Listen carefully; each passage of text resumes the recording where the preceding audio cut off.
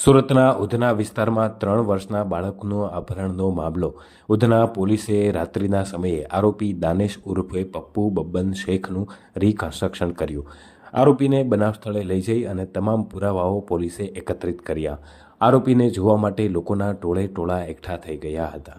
આરોપીએ બાળકના લાંબા વાળ હોવાથી બાળકી સમજી અને તેનું અપહરણ કર્યું હતું. બાદમાં પોલીસે તેની ધરપકડ ગણતરીની કલાકોમાં જ કરી લીધી હતી.